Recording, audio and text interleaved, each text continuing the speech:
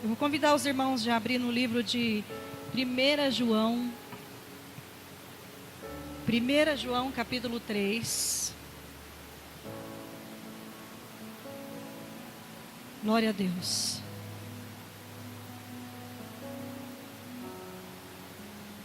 Tá frio aí, igreja? Se vocês glorificar, dá uma aquecidinha. Aleluia. Aleluia. Se glorificar, dá uma aquecida.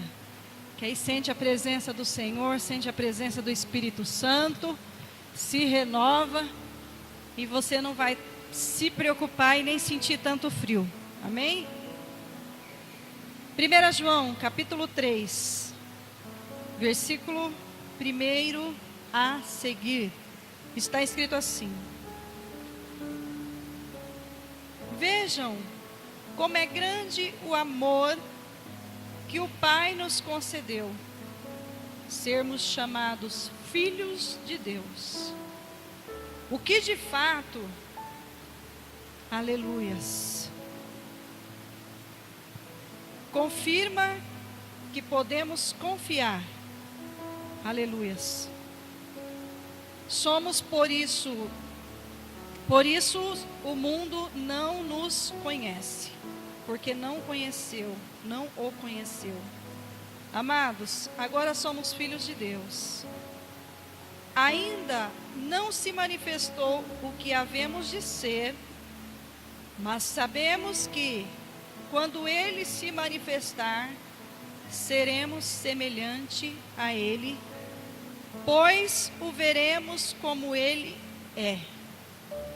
Todo aquele que nele tem esta esperança, purifica-se a si mesmo, assim como Ele é puro. Fecha os teus olhos. Senhor, te louvamos pela Tua palavra, te agradecemos pela Tua fidelidade, te louvamos pelo Teu cuidado, Senhor. E enquanto nós esperamos esse grande dia, Senhor, o qual, Pai querido, aqui a Tua palavra está dizendo que nós tomaremos novamente, Senhor, a Tua semelhança, Senhor. Nós pedimos a Ti que o Senhor venha nos ensinar e venha falar conosco, para que nós venhamos nos manter puros diante da Tua presença, conforme está escrito na Tua palavra, em nome do Senhor Jesus. Amém. Pode tomar seus assentos. Amém. Eu estava lendo essa palavra e achei interessante, né? Porque aqui está nos dando a prova, pelo grande amor do Senhor, nosso Deus como Pai, né? Que é a forma que Ele nos trata como filhos. E esse tratar do Senhor, Ele tem também um desejo de que um dia nós o veremos e que nós venhamos ser semelhantes a Ele. Mas aqui também essa passagem, se você continuar lendo, ela traz algumas instruções para que nós venhamos nos preocupar em trazer uma purificação, estar nos purificando, porque a palavra de Deus está dizendo aqui que o Senhor, Ele é puro. E é interessante que quando a palavra de Deus, ela nos diz assim que o mundo não nos conhece, porque não o conheceu. E agora nós somos filho de Deus. O que eu queria perguntar para você nesta noite é de que forma que você tem se enxergado. De que forma que você tem olhado para você. Como que você tem se visto perante, né, o Salvador, perante o Deus Todo-Poderoso. De que forma que você tem se olhado? Será que você tem se reconhecido como um filho de Deus? Ou será que você muitas vezes tem se menosprezado? O que tem falado mais alto ao teu coração? De que forma que você tem recebido esse amor, esse carinho do Senhor, essa preocupação de te transformar, de transformar as nossas vidas, de nos fazer diferentes? De que forma que você tem olhado isso? Será que você já caiu na realidade desta palavra, da força, do poder dessa palavra, o qual o Senhor está dizendo aqui que nós somos filhos, e que um dia nós seremos semelhantes a Ele? Quem aqui tem filho? Levanta a mão. Aleluias. A maioria tem filhos. É interessante que quando nós temos filhos, nós nos preocupamos com os nossos filhos em cuidar. Desde pequenininho, desde o ventre, a mãe ela já se preocupa, ela já sonha com aquela criança. Ela já tem o desejo de pegar aquela criança no colo, de envolver nos teus braços. Ela já tem o desejo de cuidar. E a mãe e o pai, eles têm a preocupação de dar o melhor aos filhos. Eles têm aquela preocupação de cuidar. É interessante que a gente costuma ver um ditado aí no mundo que as pessoas, principalmente as mulheres, falam assim: olha, não mexam com os meus filhos, porque se mexer eu me torno uma leoa. E da mesma forma, é Deus conosco, o cuidado do Senhor conosco. Os nossos filhos, nós procuramos lutar a vida toda para não deixar faltar nada para os nossos filhos. Nós temos a preocupação de vesti-los, nós temos a preocupação de dar o melhor alimento, a melhor vestimenta. Nós temos a preocupação de cuidar. Principalmente a mãe que fica mais no lar com os filhos, ela tem aquele cuidado de que se o filho se alimentou, se o filho comeu, se o filho está bem, né? Quer ver uma mãe e um pai ficar triste, ficar com o coração amargurado? É uma criança adoecer, um filho adoecer, o coração dói por dentro. E nós temos esse cuidado todo especial para com os nossos filhos. Mas aqui o Senhor está também nos tratando como filhos. E quantas vezes o inimigo tem lançado palavras ao coração de muitos, e as pessoas têm começado a encarar a vida de uma forma diferente. Muitas vezes o inimigo ele começa a lançar palavras contrárias para você. Ele começa a te menosprezar, a fazer de você um escravo, como se tentando fazer com que você acredite de que você não é ninguém, de que você não presta, de que você não vale nada. Mas aqui o Senhor está dizendo assim que Ele te trata diferente. E como que você precisa enxergar isso? Você precisa permanecer no Senhor, para que você venha continuar a enxergar desta forma. O que acontece? Muitas vezes nós estamos dentro da casa do Senhor, nós estamos na presença do Senhor, mas nós não tomamos posse das bênçãos de Deus para nós. É isso que acontece. Nós não tomamos posse, nós ficamos ali meio que duvidando, meio que desapercebidos, meio que distantes. É interessante que quando a gente vê lá no livro de Ezequiel 47, que fala sobre as águas, que o Senhor mandou o servo dele medir as águas, e quando ele foi medir as águas, ele começa a relatar que ele foi entrando naquelas águas, e conforme ele foi entrando, ele foi dando sentido aonde estava a altura daquelas águas, e ele começa a declarar que a primeira entrada deu pelos artelhos, depois deu pelos joelhos, e assim ele vai relatando que as águas elas vão subindo na medida que ele ia entrando, fazendo medida naquelas águas. E desta forma é nós na presença do Senhor. O Senhor quer que nós venhamos ter uma profundidade na presença dEle. O Senhor não quer que eu e você venhamos somente molhar os pés. Ele não quer que eu e você simplesmente venhamos, eu vou lá de vez em quando, eu vou lá porque é legal, eu vou lá porque os louvores são bonitos, eu vou lá porque a pregação é legal, é interessante. Não, o Senhor quer que você tenha um compromisso real e verdadeiro com Ele. E aquele servo do Senhor, ele relata, lá no livro de Ezequiel, ele relata que teve um momento da medição daquelas águas, que ele só pôde passar a nado, porque já não dava mais a altura. E assim o Senhor nos quer. E eu quero perguntar para você, que medida que você tem deixado Deus operar na tua vida? Que medida que você tem dado para que o Senhor opere na tua vida? Qual é o grau que você tem entregado? Porque aqui o Senhor está dizendo assim, purifica-se a si mesmo, assim como Ele é puro. Para nós purificarmos diante do Senhor, nós não nos purificamos de qualquer maneira. Para nós purificarmos no Senhor, nós precisamos lutar contra a nossa própria carne. Por quê? Porque eu sempre digo assim, o maior gigante que nós temos não é o nosso próximo. O maior gigante que nós temos não é o inimigo das nossas almas. O maior gigante que nós temos é a nossa própria carne. Porque a nossa carne, ela tem vontades. E se nós alimentarmos a nossa carne, nós não viremos para a igreja. Nós não vamos cultuar. Nós vamos ficar em casa. Mas o Senhor, Ele tem um compromisso conosco. E Ele quer que nós venhamos ter um compromisso com Ele também. E aqui na palavra do Senhor continua dizendo assim, olha: e todo aquele que pratica o pecado transgride a lei. De fato, o pecado é a transgressão da lei. Vocês sabem que Ele se manifestou para tirar os nossos pecados, e nele não há pecado. Todo aquele que nele permanece não está no pecado. Todo aquele que está no pecado não o viu, nem o conheceu. Filhinhos, não deixe que ninguém os engane. Aquele que pratica a justiça é justo, assim como ele é justo. Aquele que pratica o pecado é do diabo, porque o diabo vem pecando desde o princípio.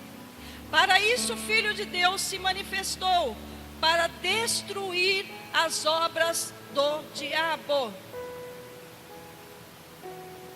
Até que ponto você tem deixado o acusador te acusar? Até que ponto você tem aceitado a acusação do inimigo? E até que ponto você tem aceitado e você tem colocado em ação? Porque o inimigo, ele é sorrateiro, ele lança para você: olha, você é pecador. Infelizmente nós estamos vivendo num tempo que a acusação, ela tem vindo em todo momento. Todo momento ela vem sobre as nossas vidas. Basta nós passarmos um pedacinho de provação, basta nós passarmos um pouquinho de prova, seja ela na enfermidade, seja ela financeira, seja ela qual forma que for. A primeira coisa que vão perguntar para mim e para você é: você não é cristão? Você não é crente?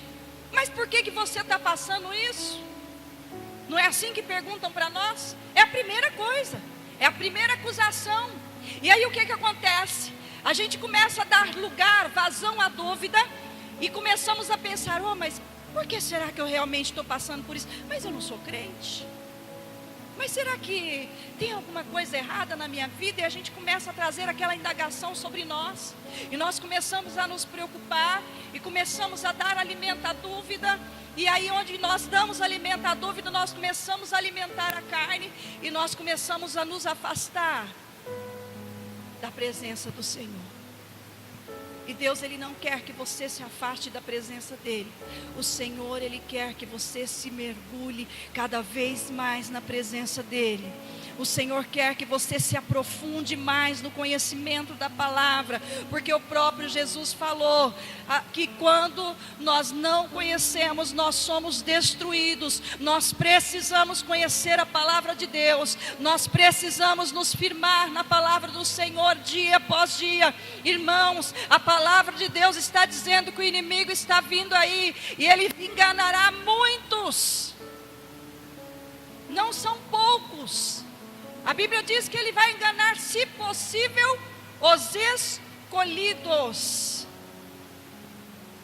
E vocês acham que não vai ter cristão que porque Jesus falou assim: olha, quando alguém falar para você: olha, Jesus está ali, o que ele falou? Não vai. Quando disserem também: Jesus está lá, não vai. Por quê? Porque Jesus disse assim: muitos virão em meu nome e enganarão a muitos. Sabe quem são esses muitos? São cristãos.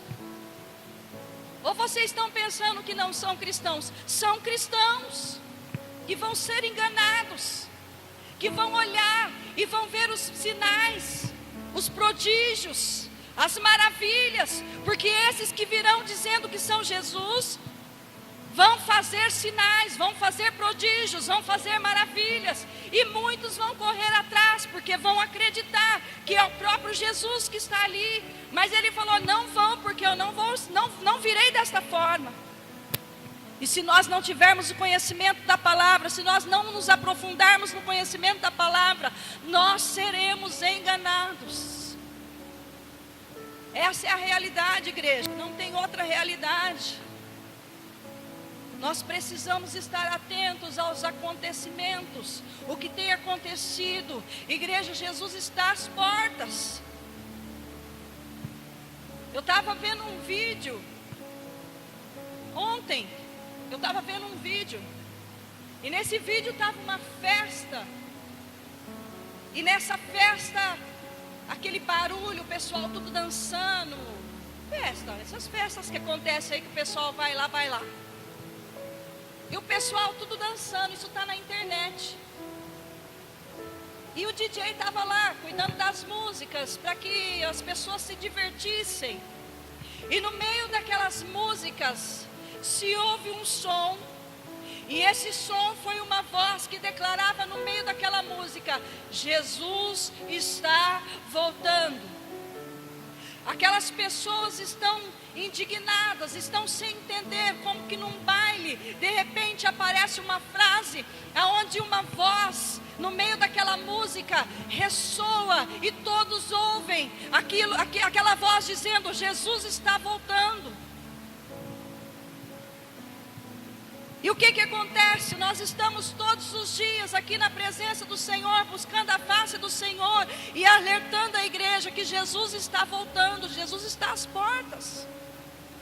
E você precisa tomar posse do teu lugar, o teu lugar como servo de Deus, como filho do Deus amado, filho do Deus Altíssimo. Você não pode aceitar outra inscrição para você, outro título, outro rótulo. Você não pode aceitar, você não pode aceitar.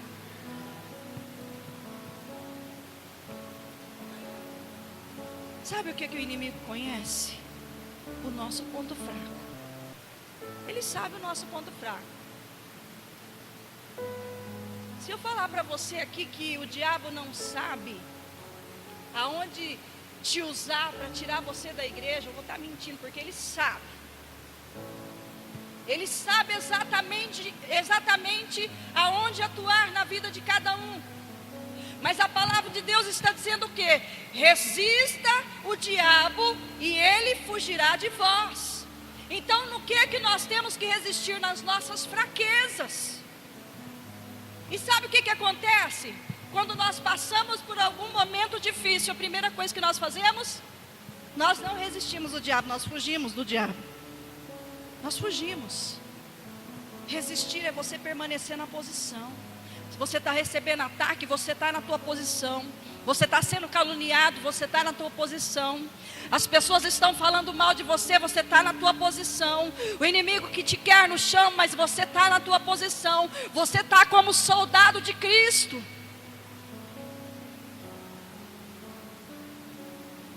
A palavra de Deus diz para nós sermos os bons soldados. E o bom soldado, ele não perde uma batalha. Ele não desiste no meio da guerra, ele persevera, ele permanece, ele continua. Ele está sempre ali de prontidão. É interessante que,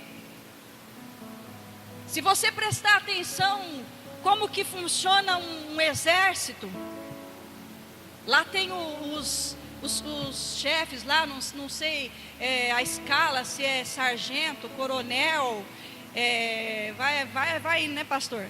Vai subindo. Mas quem que domina o exército? O coronel. O que acontece, presbítero Júnior, se um soldado desistir da guerra, de repente, vai acontecer uma guerra em tal lugar, vai acontecer uma guerra nos Estados Unidos, o exército brasileiro está escalado para ir lá guerrear em favor dos Estados Unidos, e um soldado chegar e falar assim: eu não vou não, eu não vou. O que acontece com ele?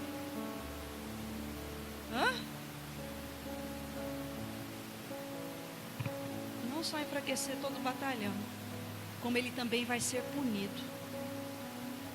Porque um bom soldado não abandona a guerra. não abandona, igreja. Ele continua, ele vai lá.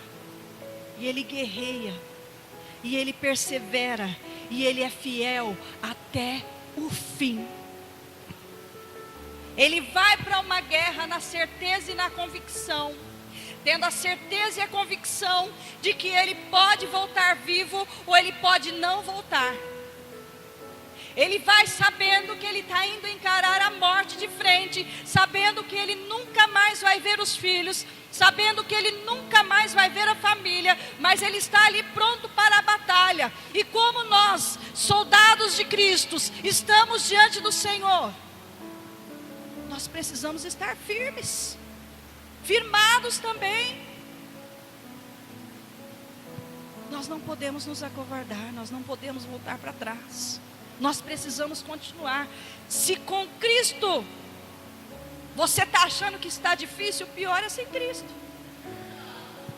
Ah, não, está tão difícil, olha, não está valendo a pena eu ir na igreja, está tão difícil, está tão complicado, eu não estou vendo nada acontecer na minha vida. Não está vendo porque você não está mergulhando mais profundo. Você precisa mergulhar mais profundo. Você precisa ter mais compromisso, você precisa ser mais ligado na presença do Senhor, estar diante dEle. É interessante que nessa passagem, o Senhor está orientando em duas coisas. A primeira coisa que Ele está orientando é para nós nos mantermos puros e para nós não compactuarmos com o pecado. Para nós estarmos puros e santificados. Porque Ele está dizendo aqui que Ele não aprova o pecado.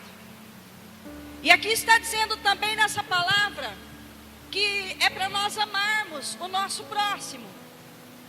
E que através do amor ao nosso próximo, aqui na palavra também está nos garantindo que esse amor, no versículo 14, vai nos produzir vida.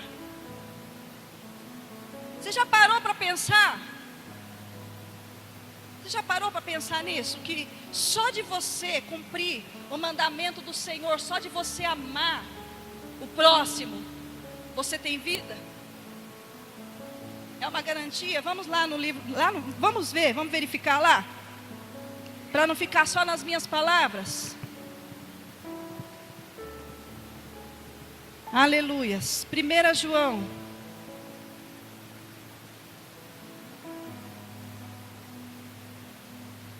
Sabemos que já passamos da morte para a vida, porque amamos os nossos irmãos. Que interessante, né? Sabemos que já passamos da morte para a vida, porque amamos nossos irmãos. Quem não ama permanece na morte. Quem odeia o seu irmão é assassino. E vocês sabem que nenhum assassino tem a vida eterna em si mesmo.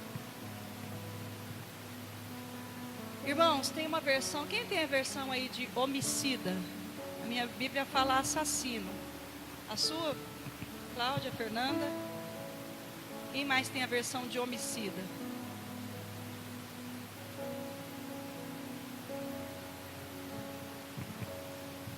Aqui na minha Bíblia tem a versão de assassino.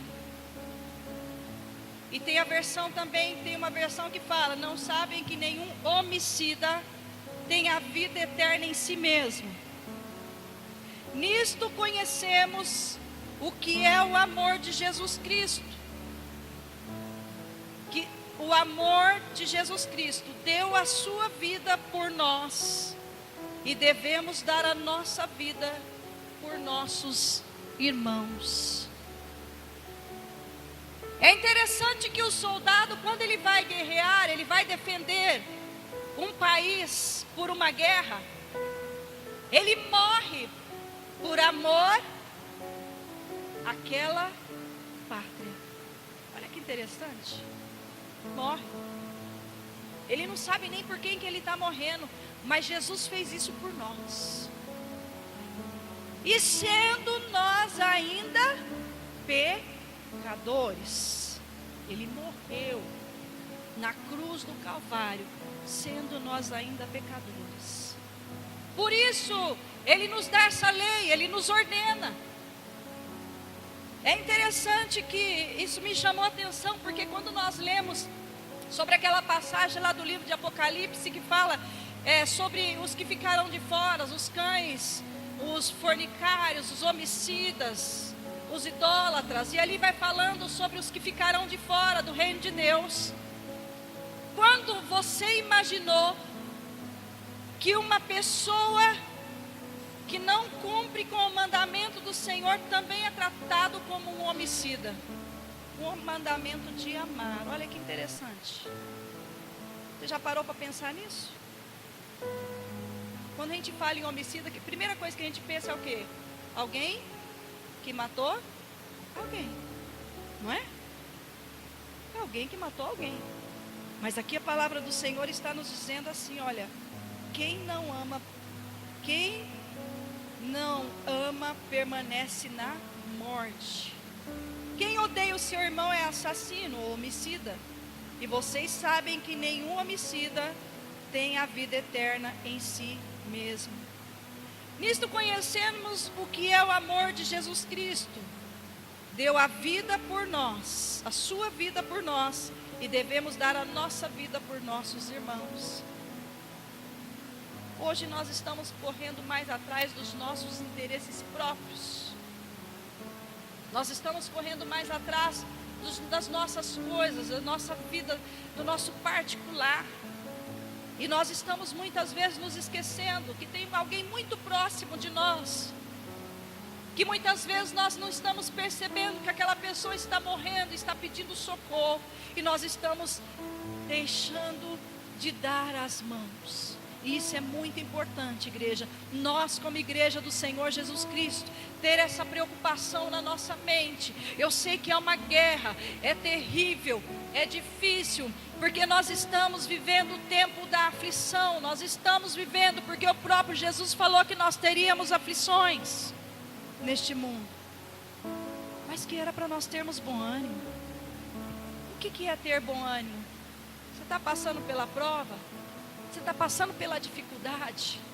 Está difícil para você? Tenha bom ânimo. Está complicado?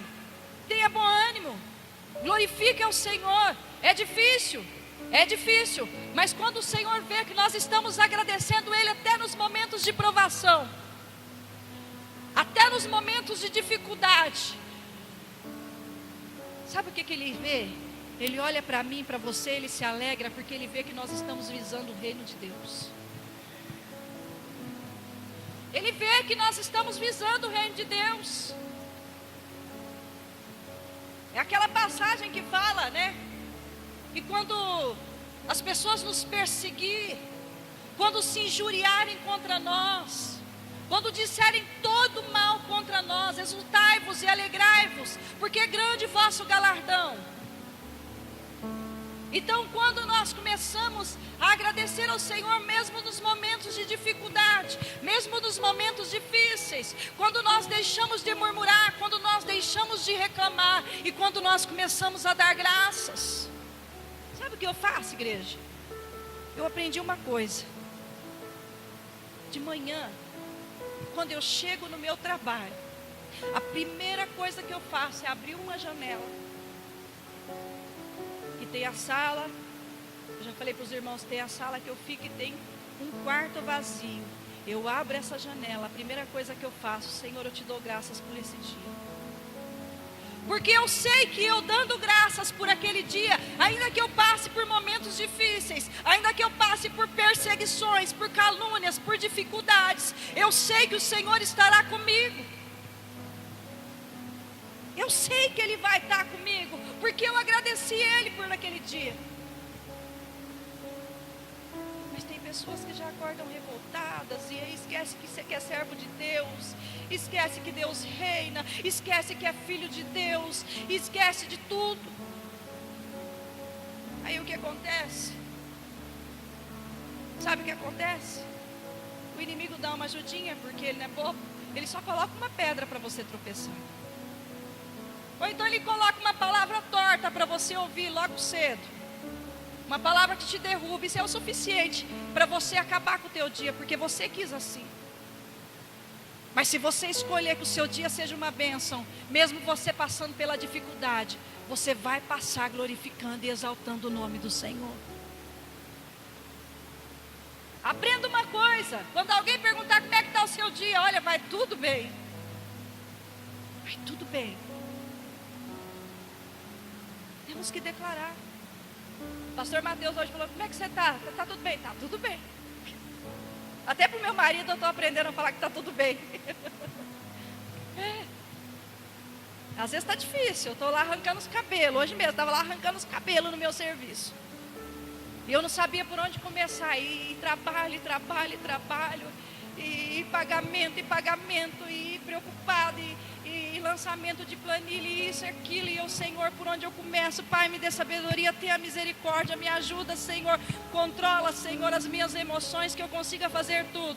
Pastor Mateus: e aí, está tudo bem? Está tudo bem. É difícil a gente declarar que está tudo bem no momento de dificuldade, mas o Senhor quer que nós venhamos declarar. Para de declarar coisa negativa. Isso não vai produzir efeito nenhum de bem na tua vida. Produz coisas, declare palavras boas para que produza coisas boas. Profetiza. Profetiza. Nós não aprendemos aqui na terça-feira, sobre o poder que atua nas nossas vidas? Não foi lido também no início? Não foi falado no início sobre a autoridade de Deus que foi delegada a nós? O que nós estamos fazendo? De que forma que nós temos vivido?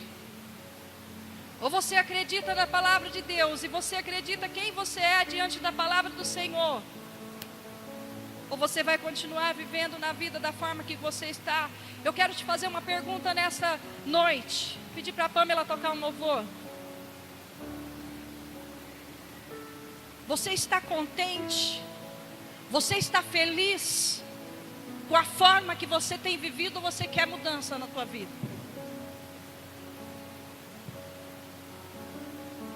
Tem algumas coisinhas, pastor, aqui, que foi ministrado, que tocou meu coração. Eu acho que eu preciso de mudança nisso.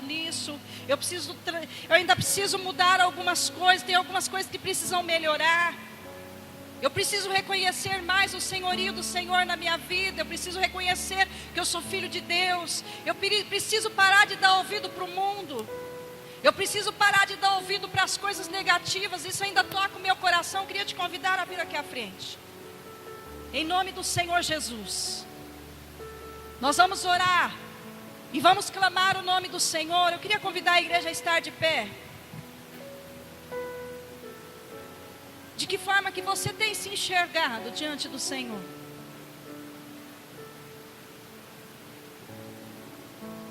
Porque o que Deus quer que você seja é mais do que vencedor. Mais do que vencedor. Não é vencedor, é mais do que vencedor. Versículo 20. Olha que interessante. Quando o nosso coração nos condenar, presta atenção. Aqui é a palavra de Deus que está dizendo. É a partir do momento que você dá ouvido a coisas negativas, o teu coração te condena. É a palavra de Deus que está dizendo, não sou eu. Quando o nosso coração nos enganar, nos condenar, porque Deus é maior do que o nosso coração e sabe todas as coisas.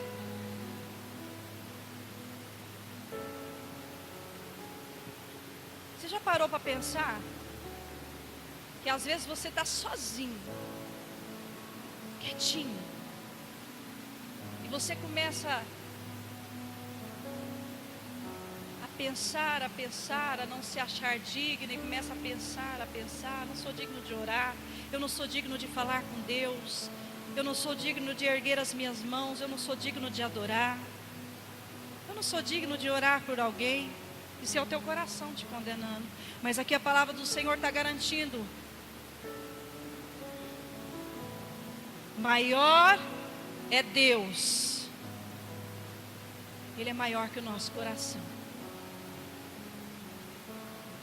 Amados, se o nosso coração não nos condenar, temos confiança de Deus, diante de Deus.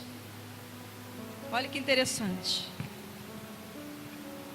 Se naquele momento que o teu coração tentar trazer alguma condenação sobre a tua vida,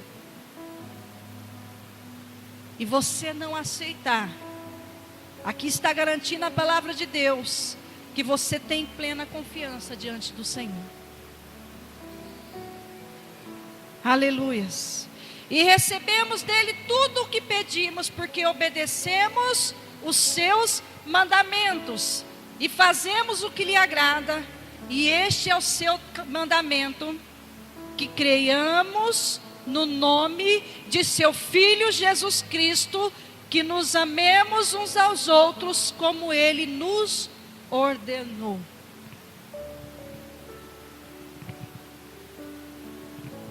Amém, igreja? Você tem crido em Jesus como Filho de Deus? Você tem confiado plenamente nele? Você tem tido certeza e convicção da tua fé? A tua fé está firmada em Jesus, ou ela tem de vez em quando dado umas osciladas? De que forma que está você diante do Senhor? De que forma que você está?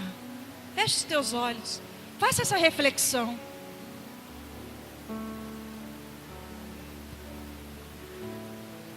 Os que obedecem os seus mandamentos nele permanecem, e neles do seguinte modo sabemos que ele permanece em nós, pelo Espírito que nos deu.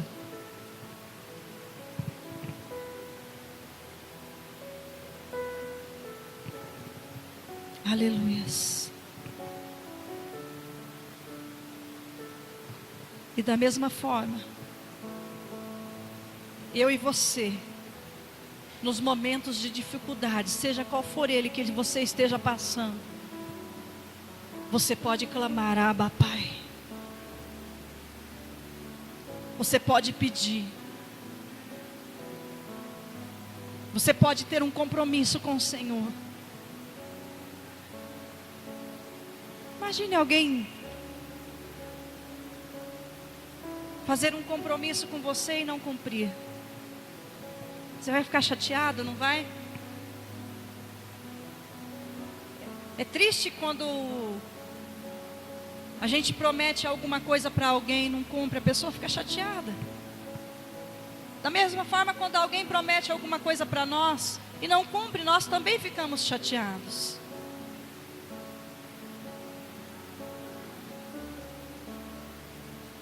E nós estudamos aqui sobre o quê? Não entristeçais o Espírito Santo de Deus. Não entristeça o Espírito Santo de Deus, negando de fazer a vontade dEle, negando de obedecer, negando de crer em Jesus como teu Salvador, negando de obedecer os mandamentos, negando de estar na presença dEle. Mas se firme a cada dia mais no Senhor Jesus, amém? Aleluia, glória a Deus.